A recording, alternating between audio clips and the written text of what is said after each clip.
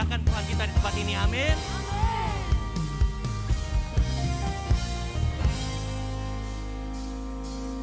I give you glory for all you brought me through,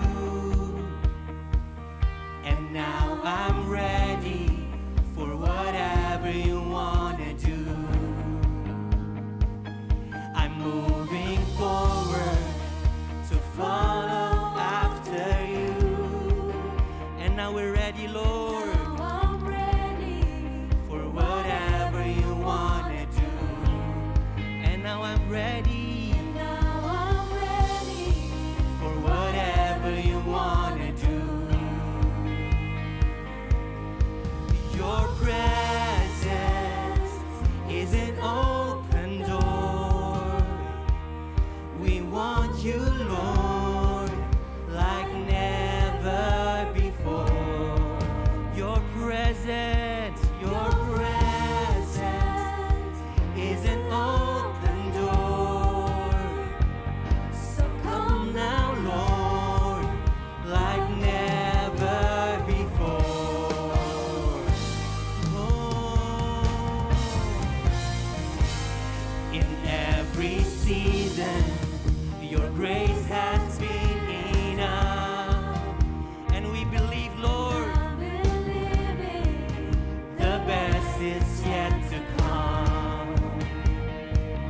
The cross before me, my hope on things above, and in you, Jesus, the best is yet to come. Yet to come. Your presence is an open door. We want you, Lord, like never before. Your presence is an open door. So come now, Lord, like never before. Your presence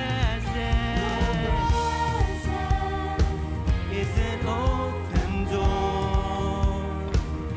We want you, Lord, like never before. Your presence is an open door. So come now, Lord, like never before.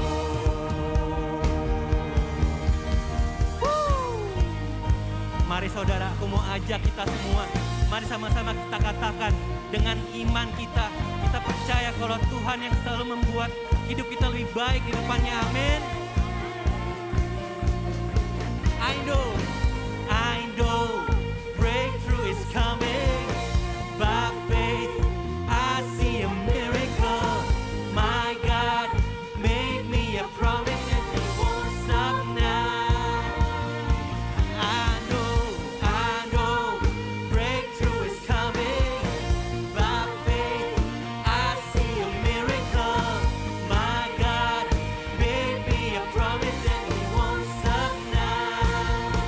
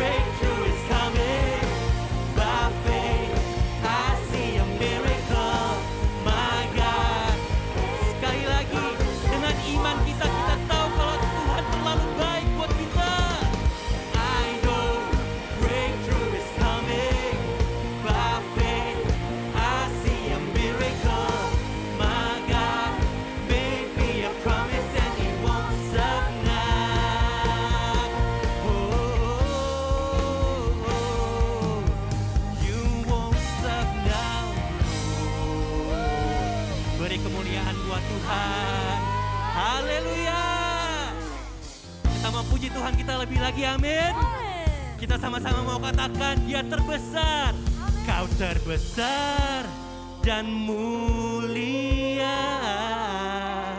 ajaib semua perbuatanmu. Kau terbesar dan mulia, biarlah semua memujimu.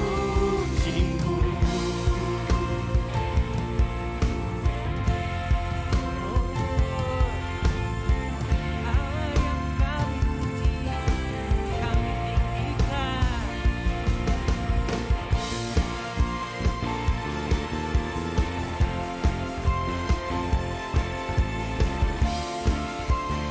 Mari tupiang sama-sama dengan segenap hati kita. Segenap hati aku memuji, segenap jiwa aku bernyanyi, karena roh-Mu ada dalamku, Tuhan. Ku angkat tanganku memuji, ku angkat suara dan bernyanyi, karena roh-Mu ada dalamku, Tuhan. Mari menari memuji, ungkapkan sukacita di hati. Come on, Kau terbesar dan mulia, ajaib semua perbuatanmu. Kau terbesar dan mulia, biarlah semua memujimu. Oh Lord, Allah yang besar, Allah yang mulia. Sekali lagi dengan segenap hati. Segenap hati aku memuji, Yes, kami puji Engkau Tuhan. jiwa aku bernyanyi, Kami bernyanyi untuk-Mu Tuhan. Roh-Mu ada dalamku, Tuhan, ku angkat tangan dan memuji, ku angkat suara dan bernyanyi, karena roh-Mu ada dalamku, Tuhan. Mari menari buat Tuhan, menari memuji, ungkapkan sukacita di hati. Kau terbesar dan mulia, ajaib semua perbuatanmu. Kau terbesar dan mulia, biarlah semua memujimu.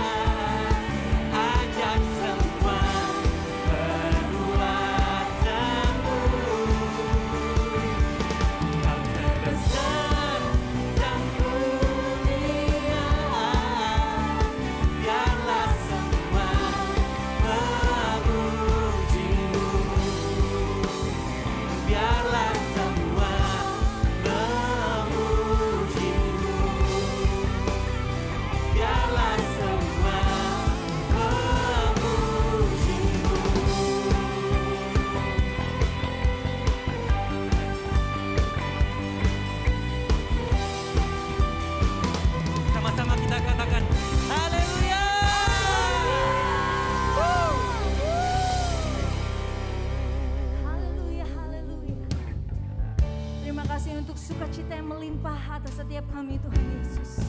Kami siap untuk masuk dalam hadirat-Mu lebih lagi Tuhan. Hanya di dalam nama-Mu. Haleluya. Amin. Silakan duduk.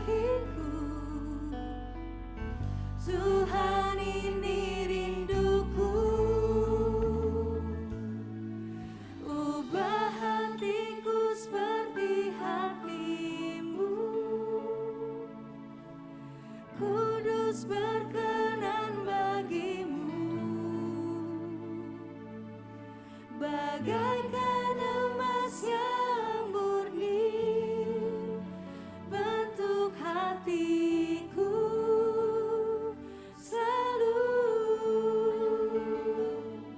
Biar ku menjadi ciptaan baru, bebas dari semua yang jahat, serupa dengan gambar-Mu, sucikan ku, kuduskan hatiku, Tuhan. Ini kerinduan kami, Yesus. Oh, pulihkan kami, Tuhan. Pulihkan, pulihkan hatiku dengan kasih-Mu. Bentuklah, Biar kami jadi seperti-Mu Tuhan. Amin. kekudusan-Mu memenuhiku. Tuhan, ini rinduku, ubah hatiku seperti hati-Mu. Kudus berkenan bagi-Mu, bagaikan emas yang murni, bentuk hatiku selalu. Biar ku menjadi ciptaan baru, Bebas dari semua yang jahat. bebas dari semua yang jahat, serupa dengan gambar-Mu, sucikan ku, kuduskan hatiku, ubah hatiku seperti hati-Mu, kudus dan berkenan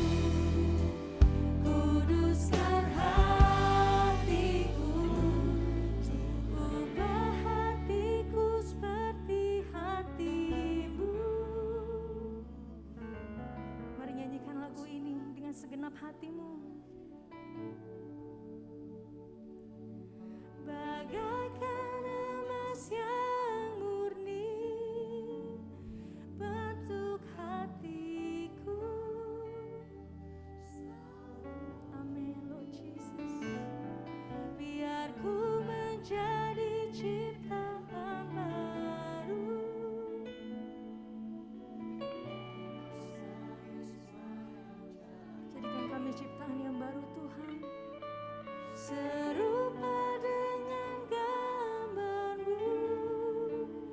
Sucikan ku, kuduskan hati. Mari lebih lagi. Ubah hatiku. Mari saya undang semua untuk bangkit berdiri. Kita hormati Tuhan. Dia hadir di tempat ini.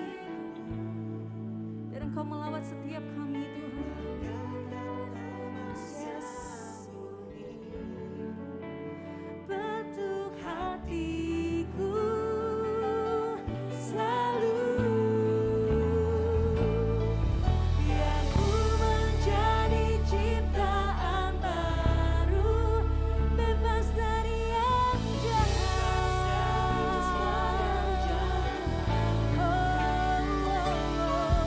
Serupa dengan gambar-Mu. Sucikan ku, kuduskan hatiku, Tuhan. Ini kerinduan hati kami Tuhan. Ubah hatiku seperti hati-Mu, kudus berkenan bagi-Mu. Bagaikan emas yang murni, bentuk hatiku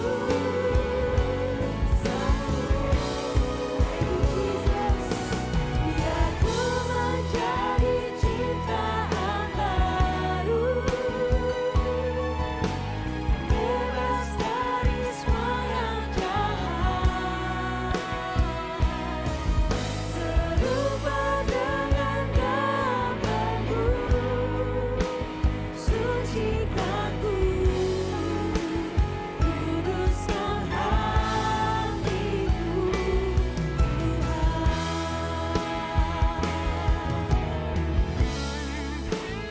Sucikan ku, kuduskan hatiku, Tuhan.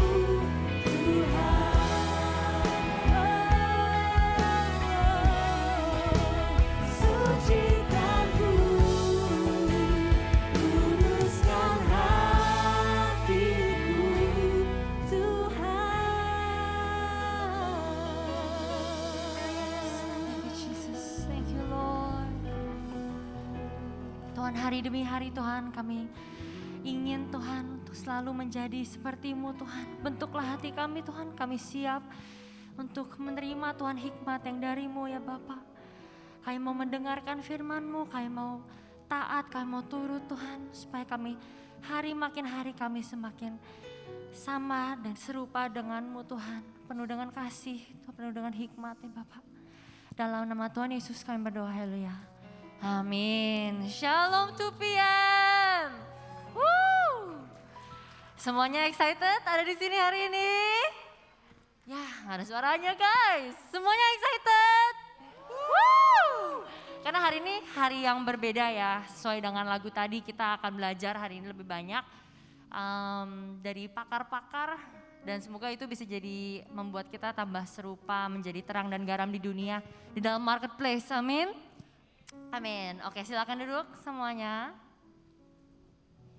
Sebelum kita langsung, oh ya terima kasih tim, thank you tim, tepuk tangan untuk tim PW kita. Oke, sebelum kita langsung masuk ke intisari acara hari ini yang pasti udah gak sabar semuanya mau dengerin. Mungkin ada beberapa hal yang mau aku announce dan juga mau aku sampaikan ya kepada teman-teman semua hari ini. Yang pertama mungkin apakah ada jiwa-jiwa baru yang pertama kali baru ke 2 PM hari ini? Kalau ada boleh lambaikan tangan. Gak ada? Gak ada? Ada? Gak ada ya? Oke, good to see you all. Welcome back fam. Mungkin ini ke depannya jadi kita mungkin minggu depan harus 1 orang bawa 1 teman ya guys. Supaya minggu depan yang angkat tangan banyak. Amin. Setuju semua? Aku nyingkir dikit ya mungkin. Mau kalian set up. Oke. Next. kita akan masuk ke dalam offering. Jadi ini adalah salah satu wujud bentuk untuk kita taat dalam firman Tuhan, itu sedangkan offering. Di depan mungkin tuh ada QR, di sini ada, di depan bangku-bangku teman-teman juga ada QR-nya. Kalau semuanya sudah siap memberi, berilah secukupnya dengan porsimu. Mari kita berdoa. Tuhan, terima kasih Tuhan atas segala berkat yang telah Kau percayakan dan Kau titipkan di dalam hidup kami Tuhan. Kini saatnya kami akan mengembalikan sebagian Tuhan dari pemberian-Mu kepada Engkau ya Bapak. Kami berdoa supaya harta yang Kau titipkan kepada kami pada saat kami memberikan kembali untuk-Mu Tuhan dapat membawa kemuliaan untuk kerajaan-Mu ya Tuhan. Terima kasih ya Bapak, di dalam nama Tuhan Yesus kami berdoa, haleluya, amin. Oke, wah lagi sibuk setup ya guys. Oke, bisa langsung ke next slide. Ada pengumuman pentingnya lagi yang ini di sini mungkin aku mau show of hands dulu kali ya. Siapa yang di sini udah join Cool 2 PM? Banyak, tapi banyak juga yang belum. Nah mungkin ada yang bertanya Cool itu apa sih, request to join Cool kayak oh gue udah keren kok. Bukan Cool itu ya guys. Jadi Cool itu adalah satu small community kita di mana kita tuh bisa lebih intimate discussions dan kita bisa belajar bersama dengan komunitas, dengan teman-teman yang melalui hal-hal yang mungkin sama dengan kalian lalui gitu. Ini opportunity untuk kalian bisa bertumbuh bersama, berdoa bersama, berfellowship bersama. Di dalam wadah yang bertumbuh bersama-sama gitu. Jadi kalau misalnya ada yang belum join Cool, tadi yang belum angkat tangan, ini bisa kalian scan QR-nya untuk request to join Cool. Gak apa-apa, lihat-lihat dulu, give it a chance, test it out. Kalau gimana sih Cool tuh apa sih? Bisa dilihat juga, kita tuh ada banyak Cool sesuai dengan kebutuhan dan demografi jemaat-jemaat 2PM. Jadi kalau misalnya ada yang families, itu ada yang couple itu Cool 2 to 1. Jadi misalnya banyak couple-couple yang baru menikah atau baru masuk dalam jenjang pernikahan tuh banyak yang sering sharing ya, Ciselvi ya. Jadi ini ada ibu kita di sini. Untuk yang professionals yang mungkin masih meniti karir, kita juga ada banyak Cool lainnya gitu. Contohnya ada Cool Thrive, ada Cool Sunter Paradise, Cool Ohana dan Cool Link juga. Di situ kita bisa belajar gimana caranya untuk kita terus menjadi terang dan garam di dalam marketplace, gimana caranya untuk menjadi seorang Kristen di dunia yang mencerminkan kasih Kristus dan lain-lain. Banyak juga topik-topik yang sangat praktikal ya, contohnya kayak misalnya gimana caranya menjadi pekerja yang baik, membuat bisnis yang baik dan lain-lain. Oke, mungkin langsung aja kita mulai jump in. Jadi hari ini kita ada 2 tamu kehormatan guys, 2 narasumber yang akan share insight, share hikmat, the things they learn along the years untuk kita orang yang baru mau belajar nih untuk gimana caranya membangun bisnis, untuk kerja di dalam bisnis dan lain-lain. Yang pertama kita ada kedatangan CEO dari V2. V2 itu audio visual company yang terpercaya oleh banyak perusahaan bahkan sampai pemerintahan guys. Dan juga selalu terdepan dalam teknologi baru seperti AI, AR, MR, XR, Metaverse. Nah bingung kan AR-nya banyak banget, R. Jadi ini tuh semua yang terdepan dalam teknologi, bahkan seperti ini yang kalian lihat di sini, itu adalah salah satu contohnya. Beliau juga Certified Metaverse Expert atau CME dari Blockchain Council. Jadi kalau misalnya ada yang mulai cemplung-cemplung ke kripto blockchain apa sih? Wah ini expertnya guys. Beliau juga passionate dalam bidang food and beverage. Beliau itu juga co-founder dari Igogo Hub Indonesia, yaitu perusahaan e-commerce enabler. Dan bahkan beliau itu kemarin di G20 di Bali dia diundang sebagai part of the President Task Force VVIP di G20. Gila keren gak sih? Kalian bersyukur, hoki kalian semua datang di sini hari ini bisa dengar sharing dari orang yang sebegitu certified ya guys. Jadi langsung aja kita undang Pak Rudi Hidayat.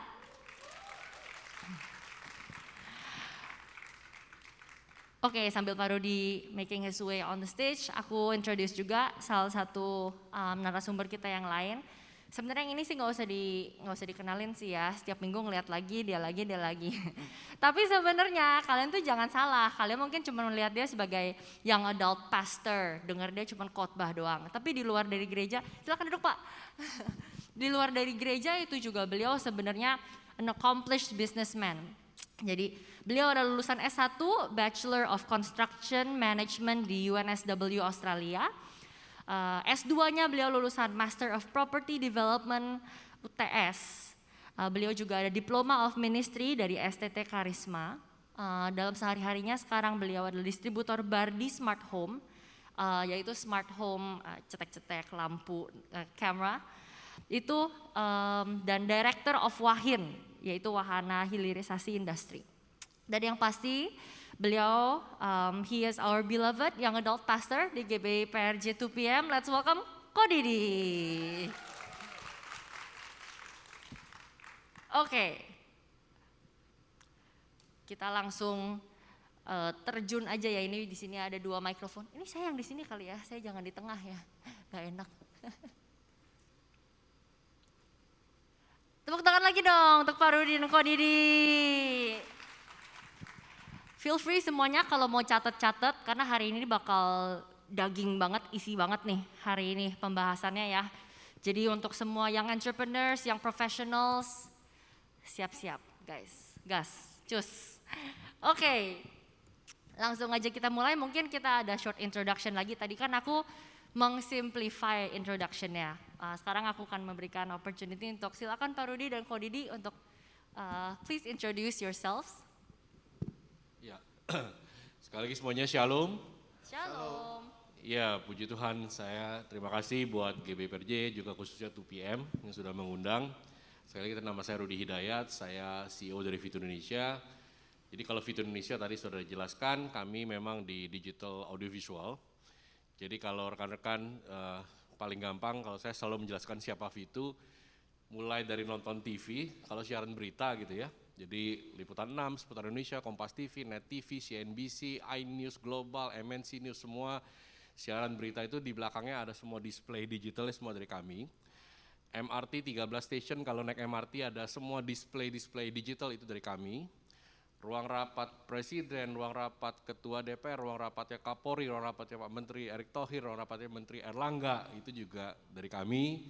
Lalu Command Center, jadi tadi anti teror dari Densus 88, Barreskrim, Smart City Jakarta, Smart City Jawa Timur, dan hampir banyak juga Basarnas misalnya. Jadi kalau kejadian ada misalnya AirAsia jatuh gitu ya, nah itu ada Command Center monitoringnya. Makanya tadi kalau dibahas, ya kami dengan bangga juga di G20, Command Center memonitor VVIP, Presiden dan semua kepala-kepala negara dari unsur kepolisian, dari unsur TNI, dari unsur Pas Pampres, kami menyediakan sarana displaynya. Nah, itu kurang lebih tentang Fit Indonesia. Wah, keren banget. Ayo, nervous gak? Enggak nervous. Cukup nervous. Terima kasih Pak Rudi. Ya, kalau saya teman-teman mungkin lebih mengenal saya sebagai young adult pastor di GBI PRJ. Tetapi dalam keseharian saya adalah businessman. Saat ini saya sedang merintis beberapa bisnis. Yang utama adalah distributor Bardi Smart Home. Nah, teman-teman di sini kalau yang tahu Bardi Smart Home is the number 1 smart home product di Indonesia. Dan kebetulan tim saya atau bisnis saya, kami baru saja minggu lalu dinobatkan sebagai distributor terbesar di Indonesia. Di seluruh provinsi kami nomor 1. Nah, yang luar biasanya adalah Tuhan titipkan tanggung jawab ini dan kami membangun perusahaan ini hanya dalam waktu 3 tahun, teman-teman ya. Jadi selain itu saya juga sedang membangun satu perusahaan baru, yaitu a one-stop solution buat teman-teman yang mau jualan online. Kita bisa sediakan semuanya dari digital marketing, live streaming, uploading all the product display page, sampai ke fulfillment, sampai packing. Seperti itu. Dan di keseharian saya tentunya juga I love you all, I'm the young adult pastor here. Kemuliaan bagi nama Tuhan. Salah nih, jiper nih saya dimulai kayak begitu. Oke, mungkin yang the question on everyone's minds, kan bapak-bapak ini keren-keren banget ya. Semua itu dimulai merintisnya itu gimana sih? Mungkin kisah-kisah merintis bisnis dari awal, dari nol sampai sekarang bisa ada di posisi kayak gini. Mungkin untuk Pak Rudi ya sampai dipercayakan oleh government dengan segala macam keperluannya gitu. Kayak how did you get here? Iya, pertama saya pasti percaya bahwa kita semua kalau punya baru misalnya lulus kuliah lalu mau kerja pasti kita berdoa ya. Kita yang sudah bekerja lalu tiba-tiba mau buka usaha pasti berdoa. Tentu landasan tetap saya punya dari dulu sejak saya juga usia muda seperti kalian. Mazmur 127 ayat 2, ayat 1 dan 2 lah kurang lebih gitu ya. Jadi jikalau bukan Tuhan ya yang membangun rumah, sia-sia orang bangunnya. Jikalau bukan Tuhan yang mengawal kota, sia-sia pengawal berjaga-jaga. Lalu ya sia-sia orang bangun pagi-pagi, duduk sampai jauh malam, makan roti yang diperoleh dengan susah payah, tapi Tuhan kasih orang yang dicintai pada waktu tidur. Ya. Jadi saya berpikir saat itu, wah kita harus jadi orang yang dicintai Tuhan nih, supaya terjadi semuanya ini gitu ya. Jadi nah itu belajar banyak sampai sekarang, harus jadi tetap terus-menerus jadi orang yang dicintai Tuhan. Tidak hanya di dalam masa pemuda kita saat ini atau masa kita lagi bekerja atau meniti karir, tapi sampai kita ketemu Tuhan gitu ya, sampai kita jadi orang yang dicintai Tuhan. Kedua, bangun secara bisnis itu pasti harus ada, saya selalu sebutkan ada passion. Jadi kalau tanpa passion kita akan nggak fokus pasti. Ya. Nah, kedua adalah learning. Sebelum saya masuk ke sana, saya mau kasih gambaran begini. Jangan bangun bisnis karena emosional dan friendship pertemanan. Ini yang sering salah nih. Emosional apa begini maksudnya? Seringkali kita bicara begini, teman kita nih bangun kayak bikin toko kue roti lancar tuh. Kita bikin donat dah, misalnya contoh ya. Atau tadi misalnya dari Pak Eradi, wah smart lighting, bagus Bardi nih, kita bikin namanya Bardu lah misalnya gitu ya. Itu namanya emosional. Ngelihat orang sukses, kita pikir bisa sukses, belum tentu. Ya, jadi emosional kita sesaat adalah saat itu adalah kita emosional. Orang yang emosional pasti maunya instan hasilnya. Ya, saya percaya di sini ada nggak yang ikutan robot kemarin, robot trading gitu ya? Mudah-mudahan tidak ada ya. Karena orang-orang ini adalah orang yang pengennya instan dapat duit, instan cepat dapat hasil. Itu orang emosional. Jadi jangan bangun bisnis karena Anda emosional. Kedua, jangan karena friendship pertemanan. Ya, maksudnya begini loh, kok saya nggak boleh usaha sama teman? Bukan. Karena kadang-kadang kalau kita membangun usaha karena teman kita bilang A, lalu kita pikir oh iya, teman kita bilang B, oh iya juga. Lama-lama kita nggak tahu sebenarnya passion kita apa. Nah kedua, orang seringkali juga joinan bikin usaha sama teman. Ini seringkali membuat salah juga. Tadinya teman baik, akhirnya jadi musuh, ya kan? Karena pertemanan itu, friendship itu bukan berarti bisa berteman baik, belum tentu bisa berbisnis dengan baik. Ya, jadi jangan sampai salah. Jadi jangan itu. Jadi saya mau bagi itu tadi. Nah, balik lagi ke passion sama learning nih. Lihat gambar di layar ya. Anak kecil itu berdiri. Belakangnya adalah sebenarnya passion dia tuh ya. Ketika dia dewasa nanti misalnya. Kadang-kadang kita nih harus temukan passion dulu. Passion kita apa? Jadi jangan sampai salah. Nah, harus melihat ya, dan ini tidak mudah. Jadi kalau tadi gambaran ini ada shadow-nya memang tidak mudah karena kita harus lihat dan harus kita gali passionnya sampai kita ketemu. Nah waktu saya muda, passion saya langsung teknologi gitu ya. Jadi langsung ini yang saya bawa terus menerus gitu loh, itu passion. Nah passion itu membuat kita fokus saat pasti ya. Passion itu membuat kita fokus. Kedua, passion itu tidak bikin kita lelah. Ya, lelah dalam arti bukan karena kita kerja terus capek nggak akan capek, enggak. Tapi tidak akan merasa ada satu kejenuhan, tidak akan merasa ada satu kayaknya capek banget nih kerja, capek udah malas dah. Jadi sampai titik-titik yang kita frustasi. Ya, bukan. Jadi karena passion itu harus membuat kita jadi fokus pastinya. Nah, cuma yang orang sering salah adalah gini. Jangan sampai passion jadi kayak hobi. Ya. Wah, passion saya ini nih, teknologi. Wah, lalu saya jadi hobi kan? Tapi Anda lupa satu, learning. Makanya tadi saya selalu passion sama learning nggak bisa dipisahkan. Begitu punya passion harus belajar. Belajar apa? Bisa marketnya, belajar apa? Bisa tentang situasinya, ya, environmentnya, lalu ekosistemnya. Dan harus belajar sehingga passion kita dibangun dengan berdasarkan apa? Hasil yang kita sudah belajar. Ada orang datang ke saya nih, belum lama, ini masih belum lama gitu ya. Dia seorang yang sangat passion dalam hal jurnalistik. Tiba-tiba datang ke saya, Pak kami mau bikin majalah cetak. Menurut saya ini udah gak relevan. Passion dia bener, 20 tahun lalu, 15 tahun lalu, tapi nggak sekarang. Jadi makanya kalau passionnya tidak learning, akhirnya dia merasa, loh saya emang hobinya jurnalistik kok. Tapi kalau dia bikin media cetak, apa yang terjadi? Ya sekarang media cetak semuanya juga sudah turun gitu ya, semua udah beralih ke digital. Jadi jangan paksakan passion jadi hobi lalu akhirnya malah bukan jadi bisnis yang baik. Itu aja, passion dan learning. Wow, oke. Jadi kalau saya mungkin sedikit beda dengan Pak Rudi ya. Kalau saya justru waktu saya membangun bisnis 3 tahun terakhir ini karena kepepet dan kepentok Pak. Ya mungkin buat teman-teman yang tahu mungkin tahun 2013 sampai 2018 saya pada saat itu berbisnis batu bara. Dan kita tahu bisnis batu bara nggak semua orang bisa. Walaupun punya uang pun belum tentu bisa. Nah pada saat itu terjadi musibah di proyek kami dan akhirnya kami harus berhenti. Nah dari situ saya mengalami cukup down dan depresi ya tahun 2018-2019. Sampai pada satu hari istri saya bilang, kamu mau nggak ikut seminar jualan online?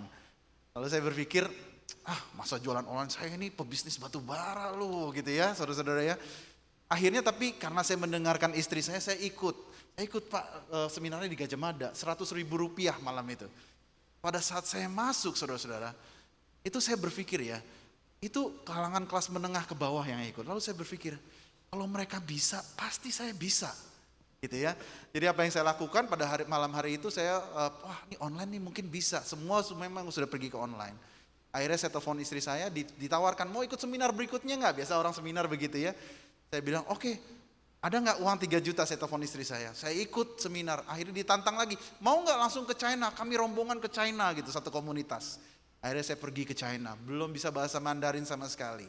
Nah di situ saya, karena saya punya determinasi dan akhirnya saya ke China, itu membuka pikiran saya besar-besar saudara-saudara. Karena dulu kita berpikir bahwa kumpulan kita itu saja sehingga pikiran kita itu tertutup.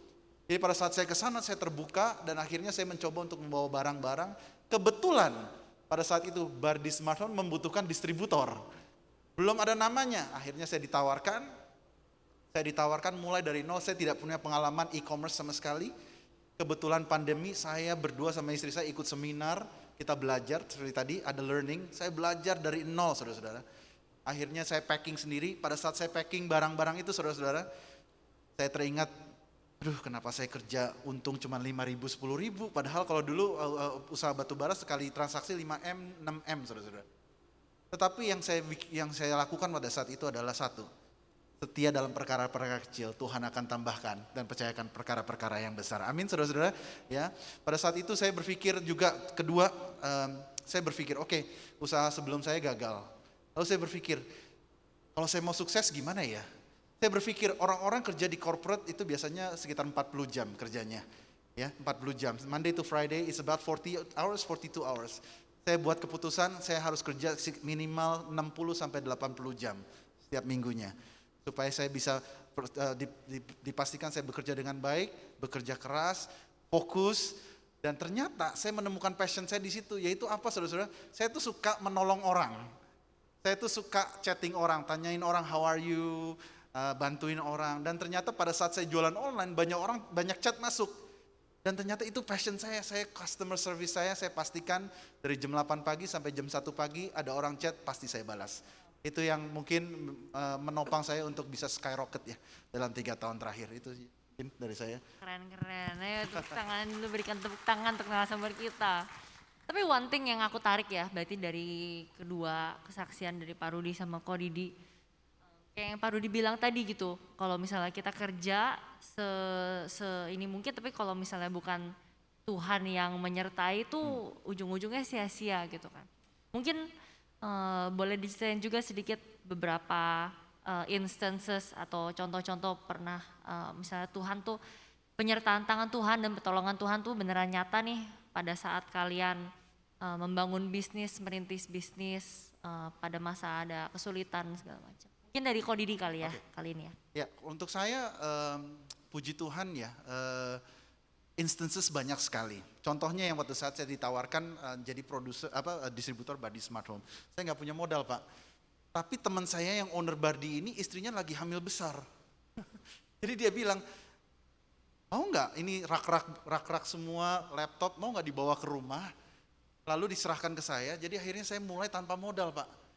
Itu yang dilakukan. Kenapa? Karena saya percaya itu kemurahan Tuhan. Di waktu yang tepat, dikirimkan orang yang tepat, kesempatan yang tepat. Itu mungkin satu dari saya. Lalu berikutnya, saudara-saudara. Berikutnya setahun kemudian tiba-tiba saya ditelepon sama owner brand ini dan dia bilang katanya ini yang di Pandai Indah Kapuk ini mau fokus ke dalam retail. Saya butuh orang untuk ngurusin logistik distribusi ke seluruh Indonesia. Kok ada gudang kan di rumah? Saya bilang ada. Saudara, pada saat itu saya diserahkan semua distribusi ke seluruh Indonesia, diserahkan, dipercayakan dan saya lakukan dengan terbaik dan Tuhan berkati kami berlimpah-limpah dari situ. Jadi saya rasa ada instances di mana pada waktu yang tepat Tuhan tuh bisa tempatkan kita di posisi yang tepat. Asal kita mau benar-benar seperti tadi Pak Rudi bilang, passionate, hard work, learning. Di waktu yang tepat Tuhan akan memberkati kita seperti membalikan telapak tangan. Mungkin itu kali ya dari saya ya. Iya, kalau dari saya sendiri pengalaman artinya sih memang kita ya kayak harus peka aja gitu ya, satu. Peka terhadap misalnya ya suara Tuhan juga gitu ya. Jadi kadang-kadang kan kita nggak punya pengalaman pribadi, lepas pribadi saya yakin punya satu pengalaman yang berbeda, berkomunikasi, bagaimana tanda misalnya gitu kan. Cuma buat saya pesannya sih sebenarnya satu sih, sebenarnya saya percaya bahwa Tuhan pasti menolong setiap kita ya. Pertama, jangan pernah mengandalkan manusia. Itu yang kalau kita punya bisnis, kita punya apa, kita suka berpikir pertama kali yang kita ingat siapa? Oh mungkin nih ada family, oh mungkin nih ada teman baik, mungkin nih ada orang yang bisa menolong. Itu harus disingkirin dulu tuh. Yang kedua, jangan ngandalin diri sendiri juga. Karena seringkali kita ngerasa, saya pinter nih orangnya, saya jago di sini, wah saya bisa nih. Akhirnya kita blunder dalam sendiri nanti tuh. Ya. Yang ketiga, jangan pernah menjauh dari Tuhan.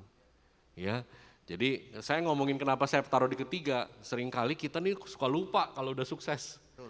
Ya, kalau udah sukses kita lupa, akhirnya kita menjauh gitu.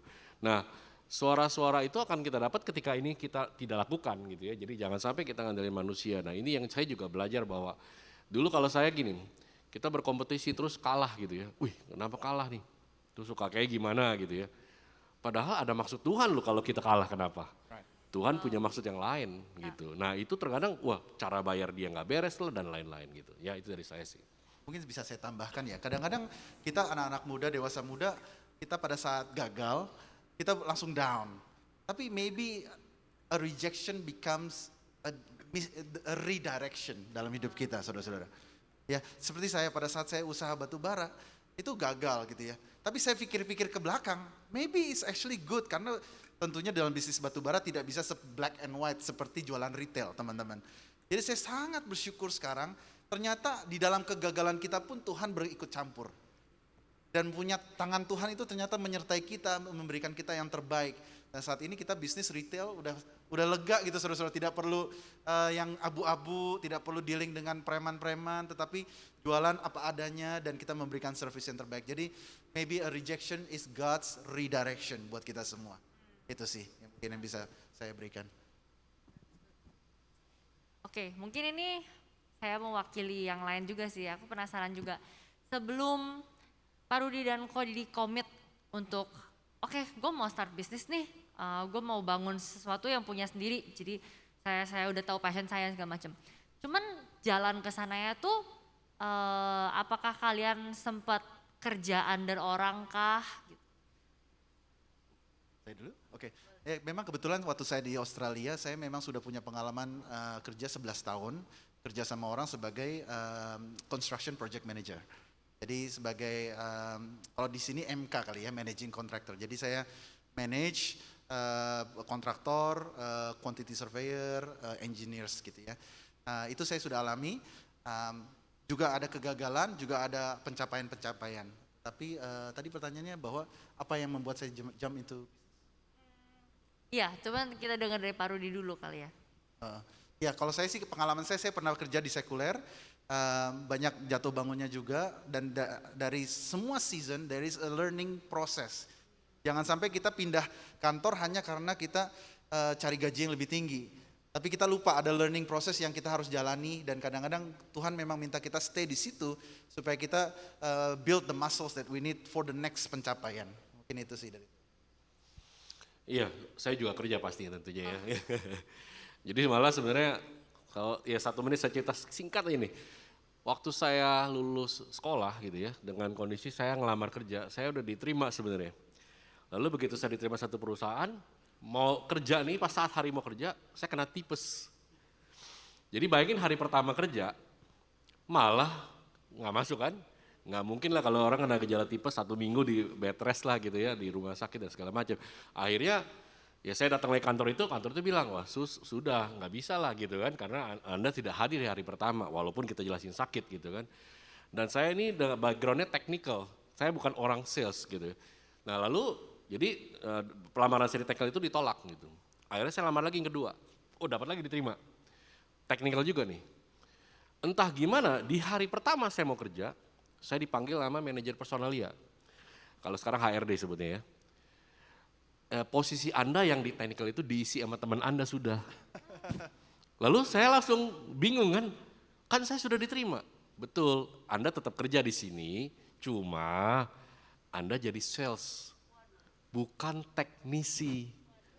Wah, namanya sales zaman tahun itu ya, saya berpikir kayak orang door to door gitu ya.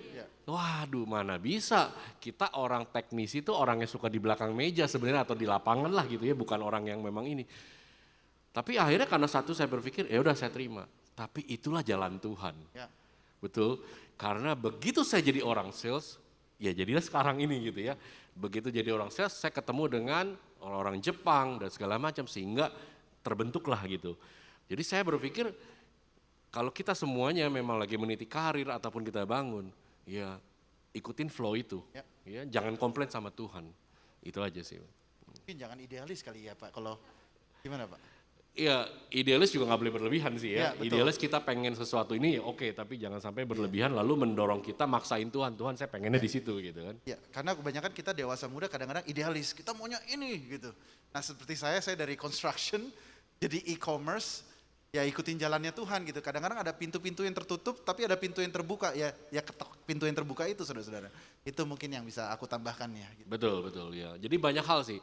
Waktu saya pun sudah bekerja di orang sales, tiba-tiba saya sekian tahun gitu ya, ada satu company lagi nih dari perusahaan Jepang, itu tiba-tiba mau hire saya, back to technical nih, karena dia tahu saya orang technical ya, back to technical, jadi rekan-rekan tahu gaji berapa? 2 kali lipat loh. Wah saat itu kan kalau bisa tergiur kan gitu kan, tapi saya bergumul saat itu. Dan saya ngelihat bahwa jalur sales adalah jalur yang terbaik buat saya, karena saya tiba-tiba menemukan itu ada di saya gitu ya. Dari segi berkomunikasi sama orang, saya senang ketemu orang, saya senang bicara sama orang, saya senang presentasi, dan itu tidak ada di dalam lingkup teknikal yang mungkin selama ini saya berpikir karena dunia sekolah saya kan di sana gitu ya. Jadi akhirnya saya tolak. Nah saya percaya bahwa ya kadang-kadang kita akan nemukan begini nih Pak, jadi gitu. Jadi saya jangan sampai tadi begitu, idealis kita mau jadi seorang misalnya engineer, tapi akhirnya jadi salah kalau kita nggak tepat gitu.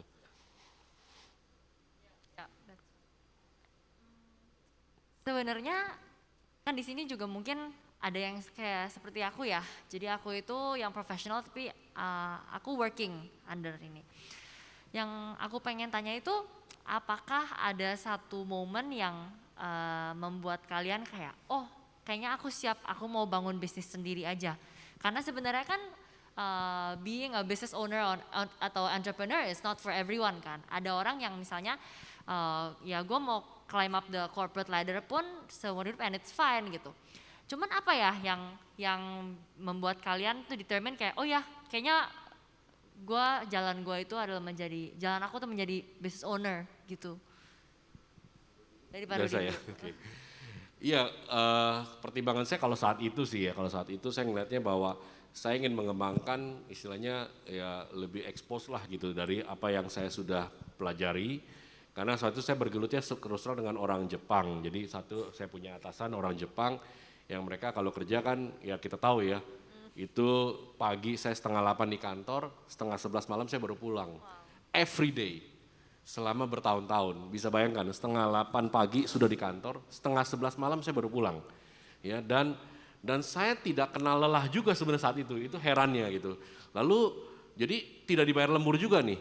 Ya mungkin kalau sekarang rekan-rekan yang muda nih maunya wah kalau lewat jam kerja harus bayar lembur. Saya tidak dibayar lembur. Rekan-rekan saya ini semua bilang, ngapain sih kerja tapi nggak dibayar lembur? Tapi saya bilang ilmu yang nggak bisa didapat. Jadi saya dapat terus knowledge. Nah sampai satu titik knowledge-nya itu saya pakai untuk bagaimana saya menjadi entrepreneur. Ya kalau saya mungkin karena saya pulang dari Australia, di Australia saya harus kerja sama orang, di Indonesia saya pikir saya mau jadi entrepreneur. Tapi pada saat saya mulai jadi entrepreneur, saya memulainya dengan motif yang salah, yaitu ingin cepat kaya, saudara-saudara. Ya tentu ya, kita pasti, pulang ke Indonesia katanya cari duit di Indonesia gampang katanya, tapi belum tentu betul saudara-saudara ya. Nah, saya coba itu ternyata nggak berhasil, tetapi pada saat saya coba lagi, motif saya berubah. Dari mencari uang, saya berubah menjadi, kalau saya di gereja bisa memberkati orang, melayani orang, kenapa nggak melalui perusahaan saya memberkati orang? Jadi motif saya berubah, Tuhan merubah hati saya sehingga Tuhan berbicara kepada saya, kenapa kamu nggak pakai perusahaan ini untuk mensejahterakan banyak orang? Nah termasuk di situnya yang menciptakan lapangan pekerjaan. Jadi saya punya passion bagaimana saya bisa menempatkan orang ke level yang lebih tinggi lagi, mensejahterakan mereka lebih tinggi lagi, dan itu yang menjadi motif saya untuk menjadi entrepreneur. Seperti itu sih. Wow, mulia banget. very ini. Tapi aku masih agak salfok. Something struck me sih waktu tadi Pak Rudi ngomong tentang ya kita di situ kerja untuk cari ilmu dan walaupun lembur itu crazy sih Pak. Datang setengah 8, pulang setengah 11 tanpa lembur setiap hari. Belakangan ini kan ada fenomena ya kalau di Gen Z milenial sekarang itu yang dikit-dikit butuh healing, ini dikit cuti ke Bali. Siapa yang ketawa tuh? Nah, ayo ngaku. Nih dikit-dikit butuh cuti ke Bali, ini dikit kayak kerja nggak mau kalau nggak dibayar gitu. Bahkan banyak yang misalnya kayak fresh graduate cuman minta posisi dan perks yang sangat tinggi ya, idealis lah gitu. Mungkin tanggapan Pak Rudi dan Kodidi itu, what do you think about this phenomenon? Karena kan sekarang semakin banyak yang paling kata-kata healing lah, burnout lah gitu-gitu. Ya, kalau dari saya gini, memang sekarang generasinya sudah berbeda, tetapi bukan berarti tambah mudah sebenarnya. Ya, saya bagikan ada slide saya kalau nggak salah 3S. Ya, pertama generasi Z sama generasi milenial ini harus lebih smart, ya harus lebih smart. Kedua, ya nanti saya jelaskan satu persatu. Selain smart, kita ya juga harus punya ya daya semangat yang kuat, spiritnya. Ya, jadi tidak boleh kita malah kayak tadi gitu, ya healing lah, tiba-tiba inilah. Ya karena sudah kayak baru capek sedikit sudah kayaknya ya baru kerja bentar gitu udah kayaknya capek banget gitu misalnya. Spiritnya harus ada. Ketiga adalah speed. Sekarang ini bukan orang yang bermodal besar bisa menang dalam pertandingan. Bukan. Orang yang speednya lebih cepat. Percaya sama saya. Kalau kita mau meniti karir atau kita mau punya satu bisnis yang baik, speed harus kita cepat. Ya karena apa? Anda sudah lari sampai misalnya 1 kilometer, ibarat kayak pembalap. Ya, ada orang begitu di tikungan dia langsung lewatin Anda. Jadi nyolongnya di mana? Di tikungan. Nyolongnya di mana? Ketika sudah mau garis akhir, tapi Anda berlambat-lambat atau Anda merasa Anda sudah cepat, tapi sesungguhnya Anda tidak cepat. Ya, sesungguhnya kita tidak cepat, tapi sehingga makanya ada orang tiba-tiba di tikungan dia bisa belok dan melewati kita. Jadi buat generasi Z sama milenial, saya selalu katakan bahwa malah ini tidak mudah buat nanti kalian gitu ya. Karena kecepatan. Bayangkan saja gini, saya selalu orang kalau punya smartphone nih, ini saya selalu ilustrasi. Ini kan smartphone ya, iOS atau Android atau apapun lah kita basicnya operation systemnya. Tapi banyak orang pakai handphone ini sebagai stupid phone, bukan smartphone. Kenapa? Handphone ini dipakai cuma buat chatting, ya Banyak coba ada tanya ya, generasi mungkin bukan generasi milenial, generasi Z gitu ya. Dipakainya apa? Chatting doang, bukan buat apa-apa, telepon juga mungkin dan telepon jarang, cuma chatting aja. Padahal ini smartphone loh. Ya, bagaimana mengutilisasi begitu banyak aplikasi di sini yang bisa membantu bisnisnya kita misalnya contoh ya. Nah karena itu smart. Jadi kita harus punya, smart itu terkoneksi dengan banyak hal. Ya, bagaimana kita membaca data dan segala macam. Karena sekarang generasi Z sama milenial ini kan apa? Dashboard yang dilihat. Ya, dashboard yang dilihat. Jadi kalian akan melihat semua nanti di sana. Ya, berkompetisi akan di sana. Ya, kedua lagi tadi speed. Jangan berlambat-lambat. Ya, jangan merasa kalian sudah lebih cepat. Tidak. Ada orang yang akan lebih cepat. Selalu berpikir gitu. Ada orang yang akan di tikungan sana akan ngelewatin kita. Ya. Yang ketiga semangatnya. Spiritnya harus tetap terus gitu. Harus tetap tuh semangat. Ya, saya sampai hari ini gitu ya, saya tetap punya semangat dan itu yang kita tularkan kepada apa? Kepada karyawan di bawah. Sehingga orang ketika waktu kita ketemu pandemik, ya semua orang panik, ya saya langsung kumpulin semua karyawan, kita bikin satu sesi untuk apa? Spiritnya saya tularkan mereka. Ya, don't worry about pandemic. Kita melewati 98, krisis 98, kita melewati 2008 Lehman Brothers, kalau mungkin yang ada yang belum lahir tahun 98 ya, 2008 dan pandemik terakhir COVID gitu. Tetapi 2020-2021 kami penjualan consumer elektronik naiknya 42%. Wow. It's not dropping gitu ya. Semua project kita increasing. Jadi kalau bicara wah luar biasa Tuhan ya, udah sangat luar biasa. Kenapa? Karena saya coba itu, speednya saya nggak kurangin, malah saya tambah di saat pandemik. Ya, semangatnya tetap semua juga harus sama, tapi kita harus smart juga, jangan gegabah gitu. Nah inilah buat generasi Z menurut saya kompetisinya akan lebih parah daripada mungkin kita bicara generasi yang saya saat ini. Ya. Gitu. Oke. Ya kalau saya mungkin saya bisa bagi pengalaman pada saat saya sebelum lulus kuliah di Australia. Saya lihat waktu itu fenomenanya banyak orang Indonesia punya gelar S1, S2 tetapi kerjanya di supermarket saudara-saudara. Kenapa? Karena mereka tidak punya pengalaman kerja. Mereka pinter dalam teori, mereka idealis, pengennya kerjaan yang udah sesuai dengan bidangnya, tetapi mereka lupa bahwa pengalaman kerja itu sangat penting. Jadi apa yang saya lakukan pada saat itu, ini ngomongin tentang healing ya, jadi mungkin bisa buat pembelajaran buat kita semua. Di tahun ketiga saya kuliah dan tahun ketiga saya udah mulai cari kerja. Kenapa? Karena saya berpikir, saya lulus satu angkatan bareng sama saya mau yang pasti kaki saya udah 2 langkah di depan mereka.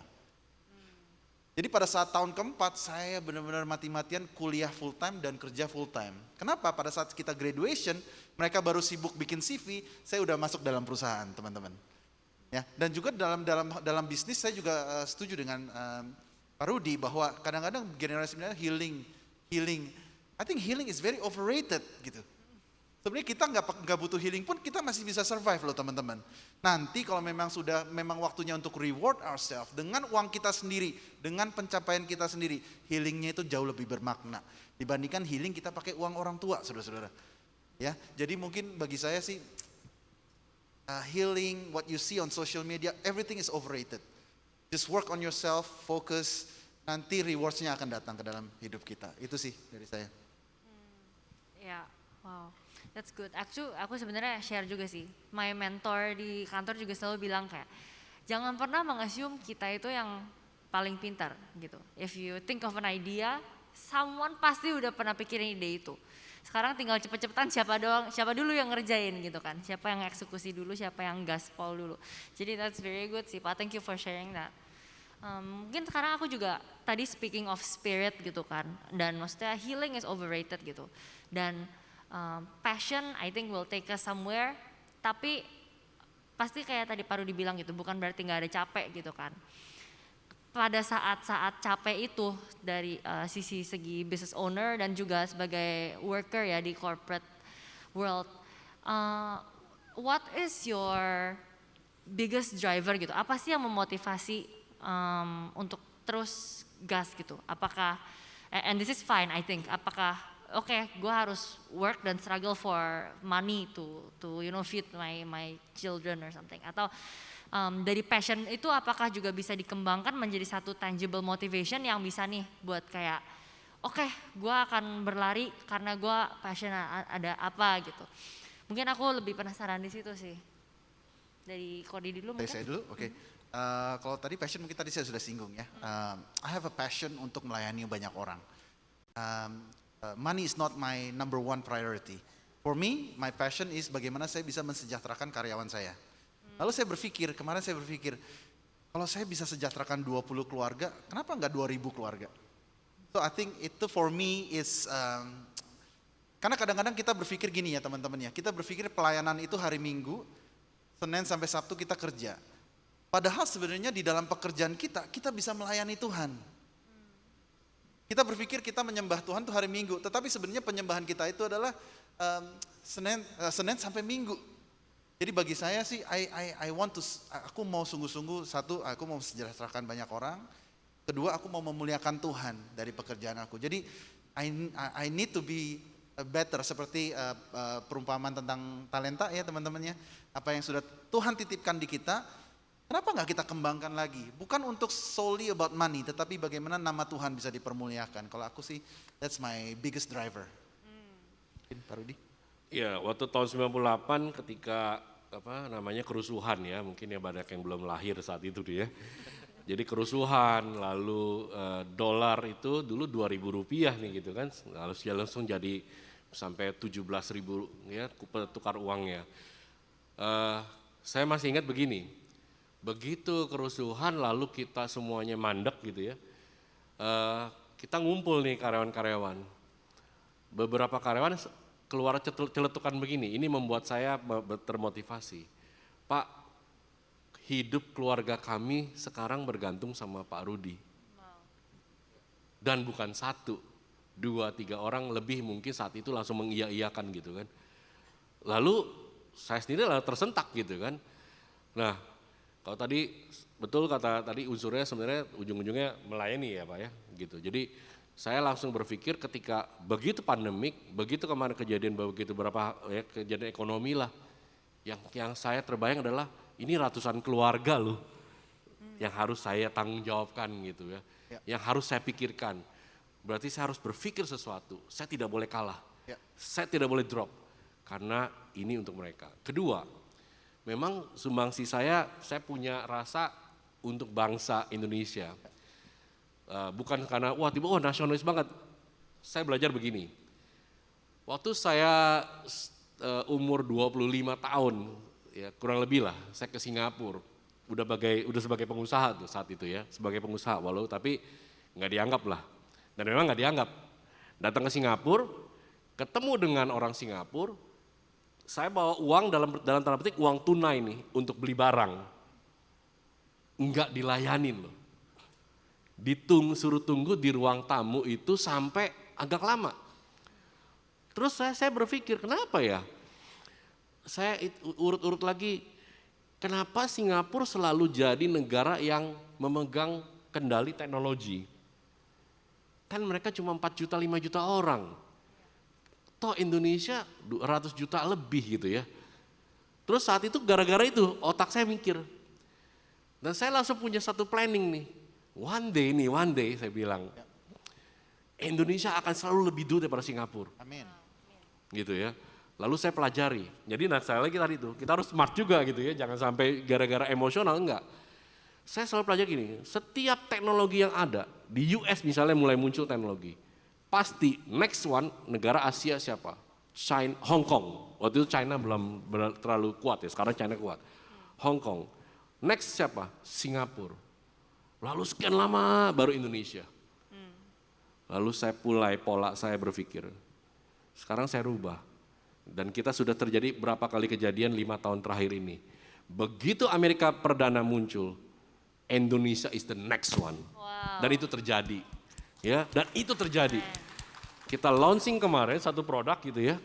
The first in Asia. Jadi sampai Asia loh. Lalu sampai orang Singapura sudah 5 tahun belakangan ini, Singapura, Malaysia, Thailand, Filipina.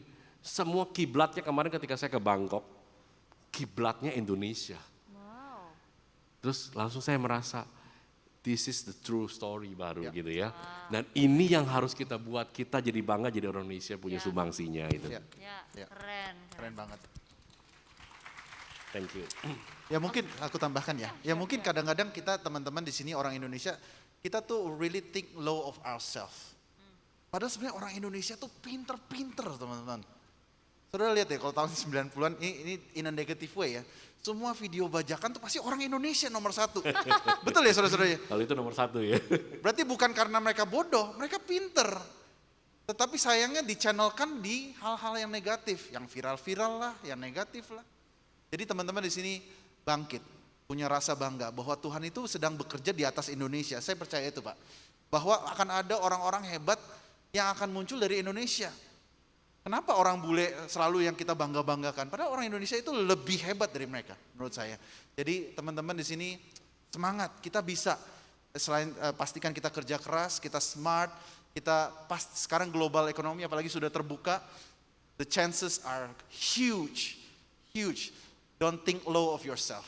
Kita bersama dengan Tuhan pasti kita bisa. Itu sih. Ya, amin. Iya, tadi kita ngobrol di belakang sekilas, ini saya mau tambahkan. Rekan-rekan semua pasti udah denger ya, wah resesi, wah resesi, wah resesi. Saya the first yang ngomong sama satu tim di kantor. Jangan otak kalian penuh dengan kata resesi, resesi, resesi. Karena nanti akan beneran resesi dalam diri pola pikir kalian. Ya, saya tadi pagi nonton, ya tidak saya sebut seorang YouTuber juga, tadi saya cerita, dia bilang, dia juga sama punya pendapat, saya juga kaget hari ini dia bilang. Bahwa banyak orang PHK, lalu alasan resesi. Sebenarnya bukan, salah perusahaannya itu sendiri, tadi dia ngomong gitu ya. Nah jadi buat saya adalah kita jangan sampai merasa, wah resesi, wah COVID, wah pandemik. Saya kita nggak tahu ada apa-apa lagi nih, nextnya apa. Setelah resesi juga nggak tahu kalimatnya apa lagi muncul. Tapi show must go on. Dan generasi Z, milenial itu harus punya itu yang ditanamkan. Ya, that's good. That's good. That's good. Oke, ini mungkin masuk ke 2 pertanyaan terakhir. Pertanyaan yang kedua terakhir itu sebenarnya kan Pak Rudi Koeradi itu very accomplished in the marketplace gitu. Dan aku percaya pun kalian sebenarnya sibuk banget pol mentok gitu kan di marketplace dengan ini tadi kalian harus pikirkan gimana caranya feed family dari berapa ratus employee, berapa puluh employee, harus kerja 60 sampai 80 jam per minggu gitu. Tapi at the same time kalian juga figur-figur yang lumayan masih prominent dan tertanam di dalam lingkungan gereja gitu. Misalnya Ko Didi masih volunteering dan Pak Rudi juga masih sangat it's very well known. Pak Rudi itu support gereja-gereja, maksudnya masih tertanam dalam komunitas gereja gitu. Is there a specific reason why kenapa masih sisain waktu atau misalnya masih assign waktu, allot waktu untuk tetap di gereja gitu? Saya dulu, oke. Pertama pasti harus balance ya. Jadi pertama saya ngeliatnya kita harus balance. Dalam hal apapun kita harus balance. Jadi makanya kenapa, karena saya punya di edukasinya di teknologi, lalu saya juga coba membantu banyak gereja. Jadi ketika waktu itu mungkin kalau gereja banyak pakai proyektor gitu ya, lalu berubah menjadi LED, bagaimana teknologi dari analog jadi digital dan segala macam. Nah ini yang kita coba bantu. Jadi saya banyak gereja-gereja yang lumayan mega church maupun small church maupun medium church lah. Kita banyak bantu mereka, saya tawarkan mereka misalnya kalau mereka butuh sesuatu kita kasih mereka advice. Jadi bukan kita mau berbisnis atau gimana, tapi paling tidak kita memberikan mereka satu edukasi. Jadi buat saya balance. Tapi kedua dasarnya saya begini, saya usia masih awal-awal saya melayani di sebuah gereja. Gereja itu bentuknya rumah ya. Lalu plafonnya itu sudah banyak kayak sarang laba-laba. Lalu mereka masih pakai kipas angin. Ini gereja yang saya tempati waktu itu ya. Gereja yang saya datengin. Kipas angin, wah pokoknya udah. Lalu toiletnya juga sudah ya dalam tanda petik tidak bersih. So one day kami mengundang seorang artis lah gitu ya. Dia datang, dia tanya sama saya karena saya waktu itu juga dalam satu kepengurusan di sana. Ruang ganti saya di mana ya gitu. Lalu saya bilang kita hanya punya toilet, kita tidak ada ruangan lain ini memang sudah nggak ada gitu karena ini gerejanya nggak besar. Cuma 200 orang saat itu kapasitas kita. Lalu dia lihat toiletnya, lalu dia langsung agak teriak dalam agak teriak lah gitu ya. Dan saya bisa membayangkan artis mungkin ketemu toilet begini langsung ngerasa ngeri lah gitu ya. Dan saat itu saya kena satu istilahnya ya satu ini juga refleksi buat saya. saya ketemu namanya kitab Hagai ya. Jadi kalau bicara kitab Hagai 1, ya baca aja ke pasal 1 tuh. Ya. Kalau kita tidak bisa mendanai rumah Tuhan, tapi malah kita bisa bermewah-mewah dalam rumah kita. Waduh, Tuhan marah juga tuh. Jadi saya percaya gereja ini sama ya, Dr. Yanto dan semua tim ingin yang terbaik buat gereja ini. Dan mulai saat itu saya langsung berpikir, wah saya perbaikin. Ya, gereja itu sekarang ber-AC, lantainya bagus, semua bagus, multimedianya bagus, semuanya bagus. Toiletnya pun bagus, bahkan kita punya VIP toilet. Ya, kita rubah saat itu, saya mengajak semua, bukan kemampuan saya, tapi saya ajak semua rekan-rekan, saya sharing menjadi pengalaman kalimat tadi dari seorang artis, lalu saya bilang, ini loh Hagai, yuk kita bangun, yuk kita beresin, kita kumpulin uang, akhirnya jadi. Dan mulai dari situ saya berpikir banyak gereja yang harus kita bantu, banyak gereja kecil juga yang kami bantu, ya mereka bagaimana anak-anak sekolah yang tidak mampu, ya begitu satu kebanggaan atau ketika melihat mereka, saya melihat mereka makan nasi dengan telur gitu ya, itu lahapnya luar biasa, nasinya mungkin dua itu, telurnya satu, tapi lahapnya luar biasa. Bayangkan buat kita itu hal yang tidak biasa, buat mereka itu luar biasa. Tapi ketika kita bisa bantu mereka, aduh nangis Bapak Ibu ya. Inilah yang menjadi motivasi saya juga melayani Tuhan di tempat manapun, di gereja manapun. Ya, kalau saya sih memang a big believer of the importance of community ya. Bahwa kita dimanapun kita berada, kita harus tertanam di dalam satu komunitas orang percaya. Karena selalu kalau kita lihat modusnya Tuhan dari awal sampai sekarang pun, itu selalu melalui komunitas. Tidak ada yang namanya Kristen Lone Ranger, ya pejuang sendiri itu nggak ada, Kristen Rambo itu nggak ada. Jadi dimanapun kita berada, apapun season kita, apakah kita sudah menikah, sudah punya anak, pastikan kita tertanam di dalam gereja Tuhan. Nah saya akan bagikan satu ayat, Yesaya 40 ayat 31, dikatakan begini, ini ayat yang sangat terkenal. Tetapi orang-orang yang menanti-nantikan Tuhan mendapat kekuatan baru. Kita semua butuh kekuatan baru ya. Mereka seumpama Raja Wali yang naik terbang dengan kekuatan sayapnya. Mereka berlari dan tidak menjadi lesu. Mereka berjalan dan tidak menjadi lelah. Nah ini saya pegang dan menjadi rema bagi saya. Kenapa? Karena ternyata kata menanti-nantikan Tuhan itu dalam bahasa Ibrani-nya itu kafah. Itu artinya adalah kita berkumpul bersama, menanti-nantikan dan beribadah bersama dengan Tuhan. Ternyata hanya dengan cara itu kita bisa mendapatkan kekuatan baru teman-teman. Jadi whatever your season is. Waktu saya bangkrut, saya masih tertanam, melayani juga, khotbah juga, walaupun dalam hati menjerit saudara-saudara ya. Tetapi ternyata itu yang menjadi kekuatan saya. Sekarang sudah lumayan bisnis jalan, tetap tertanam. Karena saya tahu di dalam lingkungan ini pasti ada teman-teman yang bisa memberikan saya kekuatan. Itu sih bagi saya itu rema yang begitu luar biasa. Jadi teman-teman di sini, however busy you are, kalau misalnya Pak Rudi sebisi ini bisa, pasti teman-teman bisa ya di tempat ini ya. That's right. Oke, kita sampai ke pertanyaan yang terakhir. Mungkin dari kita semua itu dari tadi kan udah banyak yang di share ya, insight bahkan dari sisi ekonominya, dari sisi kita sebagai yang profesional atau entrepreneur gitu. Tapi kalau boleh disimpulkan dalam beberapa kalimat terakhir, apakah nasihat untuk para yang professionals yang meniti karir atau juga yang entrepreneurs yang membangun bisnis di masa-masa ini ya? Oke. Kalau bagi saya sih teman-teman di sini, whatever season of our lives, tujuan kita adalah memuliakan Tuhan. Tujuan manusia bukan untuk menampung kemuliaan, tetapi memancarkan kemuliaan Tuhan. Jadi melalui hidup kita, nama Tuhan dipermuliakan. Jadi contohnya misalnya dalam studi, pastikan kita memuliakan Tuhan. Di dalam berpacaran, pastikan kita memuliakan Tuhan. Dalam menikah, membangun rumah tangga, pastikan kita memuliakan Tuhan. Dan dalam berbisnis atau dalam bekerja, pastikan kita memuliakan Tuhan. Karena kita dipanggil untuk menjadi terang dan garam dunia, dimanapun Tuhan tempatkan kita. Itu sih dari aku, memuliakan Tuhan is our goal. Not success, but memuliakan Dia. Amin. Iya, dari saya boleh tayangin slide saya juga, ada satu slide yang saya selalu bagikan buat teman-teman juga di luar sana. Capital kita dalam bisnis ya, capex-nya kita dalam bisnis adalah sebenarnya 2P. Pray and patient. Ini adalah capex-nya kita. Modal dasar rekan-rekan semuanya berbisnis. Doa dan passion. Doa dan passion. Temukan passion Anda lewat doa. Doa Anda untuk bisa menyertai Tuhan menyertai dalam bisnis kita. Ini capex-nya. OPEX-nya, operation cost-nya adalah Anda harus jadi seorang yang smart.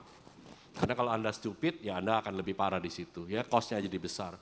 Anda harus jadi orang yang punya speed tadi, ya, kecepatan yang cepat sekali saat ini. Dan spiritnya, semangatnya harus tetap ada. Jangan lemah, ya, jangan lemah, jangan lambat. Karena itu jadi OPEX-nya kalau kita bangun suatu bisnis. Semakin Anda itu, semakin Anda mengurangi faktor gain-nya. Gain terakhir adalah top di atas, itu adalah margin-nya. Margin-nya apa? Give thanks to Jesus. Wow. Ya, lewat ucapan terima kasih kita buat Tuhan. Berikan itu buat Tuhan dan buat sesama. Ya, berikan itu dan gak pernah boleh lupa. Jangan jadi 10 orang yang disembuhkan Tuhan tapi hanya satu yang balik. Jangan jadi 9 tapi jadi yang satu. That's good. Puji Tuhan. Ya. Wow, that's so good. Semuanya terberkati hari ini. Wow, banyak banget insight-insight yang kita terima. Thank you so much. Mungkin sekali lagi kita sebelum kita mengakhiri, kita kasih tepuk tangan dulu untuk narasumber kita hari ini. And I will hand it over to you. Oke, mari kita bangkit berdiri saudara-saudara, kita diberkati Tuhan, amin. Ya, saudara-saudara jangan lupa untuk jika teman-teman di sini diberkati, tolong tag GBI PRJ at 2pm_GBI PRJ dan undang teman-teman yang lain untuk hadir minggu depan. Juga tidak kalah serunya kita akan berbincang-bincang dengan seorang yang begitu luar biasa bagi saya, panutan saya, seseorang yang saya sangat hormati, yaitu Gembala CK7 Dr. Janto Simko Putra akan hadir di 2PM dan kita undang dia bukan sebagai hamba Tuhan tetapi kita undang dia sebagai dokter dan bagaimana sebagai dokter dia bisa memuliakan Tuhan di dalam pekerjaannya. Jadi don't forget to come. Juga teman-teman di sini jika ada yang mau bervolunteer dalam acara HUT GBI PRJ tanggal 4 Desember bisa hubungi saya atau bisa hubungi teman-teman yang melayani. Kita membutuhkan volunteer sekitar 5 sampai 6 orang lagi untuk bisa membantu HUT GBI PRJ tanggal 4 Desember yang katanya sudah sold out, bukan sold out, amin, sudah penuh 3.000 orang dan kita membutuhkan teman-teman untuk membantu dalam hal operational. Kita sama-sama 2PM Dewasa Muda, kita melayani Tuhan dan memuliakan Tuhan. Amin, saudara-saudara. Mari kita satukan hati dan kita berdoa. Tuhan, terima kasih karena Engkau begitu baik dalam hidup kami. Kami berterima kasih karena Tuhan Engkau berperkara dalam hidup kami. Whatever season of our lives, kami percaya Tuhan bahwa Engkau beracara dalam hidup kami. Tuhan, kami berdoa Tuhan apapun yang kami lakukan, apakah itu bekerja, apakah kami mempunyai bisnis, Tuhan biar kiranya hidup kami Tuhan pakai untuk menjadi orang-orang yang smart, yang memuliakan Tuhan. Sungguh-sungguh biar nama-Mu sendiri yang ditinggikan dalam hidup kami. Jemaat yang dikasih Tuhan, angkatlah tangan-Mu dan terimalah berkat dari Allah Bapa, kasih dari Kristus Yesus dan penyertaan Roh Kudus menyertai-Mu, menjadikan Engkau terang dan garam dunia di marketplace, supaya biar pekerjaan tangan-Mu diberkati dan Engkau bisa menjadi berkat dimanapun Engkau berada. Dalam nama Yesus, semua yang percaya katakan amin, amin, amin. Tuhan Yesus memberkati, selamat hari Minggu. See you next week.